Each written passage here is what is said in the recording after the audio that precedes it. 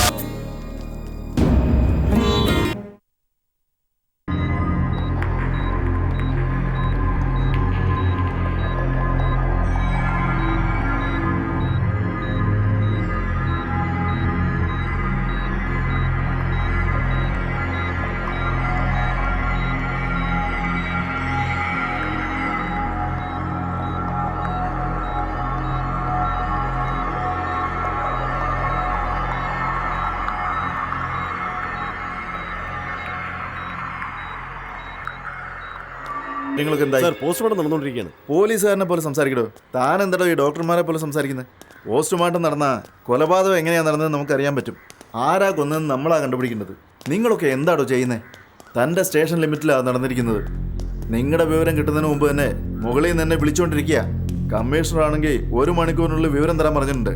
തന്നെയൊക്കെ വെച്ച് ഞാൻ എന്ത് ചെയ്യുമോ? ഇല്ല സാർ, എസ് ഐ ശ്രീധർ ഇപ്പോൾ സ്പോട്ടിൽ ഇൻവെസ്റ്റിഗേഷൻ ചെയ്തുകൊണ്ടിരിക്കുകയാണ്. മാത്രമല്ല സംഭവം നടന്ന വെളുപ്പാങ്കാലത്ത് അത് കാരണം ആരാന്ന് അറിയില്ല. ആകെ കിട്ടിയ ഒരു സൈക്കിൾ മാത്രം. ശരി വേഗം കണ്ടുപിടിക്കേ. Okay sir. എന്റെ പേര് സാർ, ഞാൻ പറയുന്നത് കേക്ക് സാർ, ഞാനല്ല ചെയ്തത്.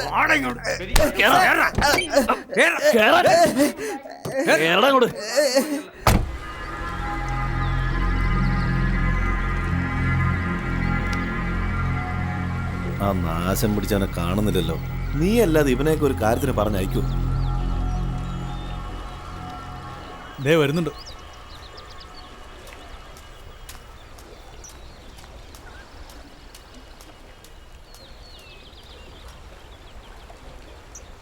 എന്താ താമസിച്ചേ? അത്രയും ദൂരം പോയി വാങ്ങിച്ചോണ്ട് വരണ്ടേ? ബാസി, നീ തിരിച്ച് നാട്ടിലേക്ക് പോ. എടാ, എന്നെ എന്തിനാണ് ഒറ്റയ്ക്കാക്കിട്ട് പോകുന്നത്? നീ മനോഹരൻ ചേട്ടനെ കണ്ടിട്ട് നേരിട്ട് സംസാരിക്കുക. പുള്ളിയെ കാണുന്നവരും ആരും അറിയരുത് കേട്ടോ. ഇല്ല. ഡാ, നീ നാട്ടിൽ പോയി വെള്ളം ഒടിച്ച ശങ്കുവിന്റെയും വിഗിന്റെയും കൂടെ നടന്ന് കുളമാക്കരുതേ. ഇല്ലെന്ന് പറഞ്ഞില്ലേ? എടാ, ഇടയ്ക്ക് അമ്മയൊന്നും ശ്രദ്ധിക്കണം. ഞാൻ നോക്കിക്കോളാം.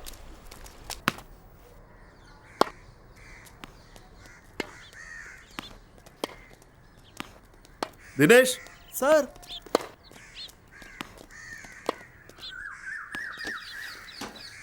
എവിടം വരെ എത്തിയിടോ? സാർ, സംഭവ സ്ഥലത്ത് നിന്ന് കിട്ടിയ സൈക്കിള് സിനിമ പോസ്റ്റ് ഒട്ടിക്കുന്ന ആളുടേതാണ്. അവനെ കസ്റ്റഡിയിലെടുത്ത് ക്വസ്റ്റ്യൻ ചെയ്തപ്പോൾ അരവിന്ദൻ, രമണൻ എന്ന 2 പേരുടെ പേര് പറഞ്ഞു. അവരെ പിടിക്കാൻ ആളെ വിട്ടിട്ടുണ്ട്. ശരി കോർട്ടിൽ ഹാജരാകുന്നതിന് മുമ്പ് പിടിക്കാൻ നോക്കണം.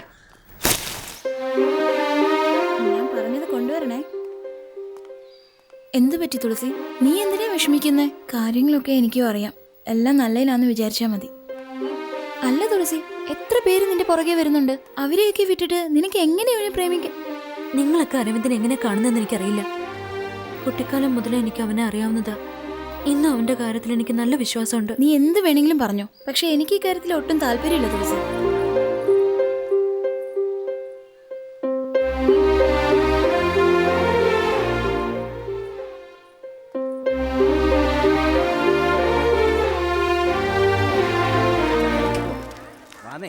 അവിടെ ഇരിക്കാം. 2 ചായ. ഈ കേസിന്റെ വിധി എന്നറിയുന്ന ഇതൊരു 5 രൂപയ്ക്ക് തരണേ.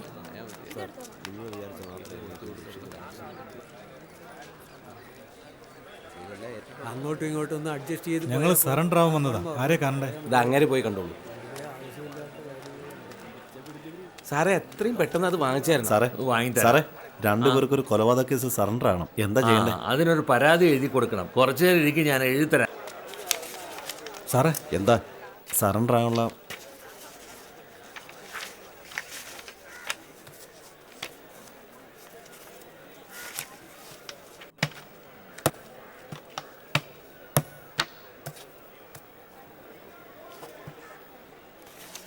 കൂട്ടിക്കേറിയുന്നോ? ശരി സാർ.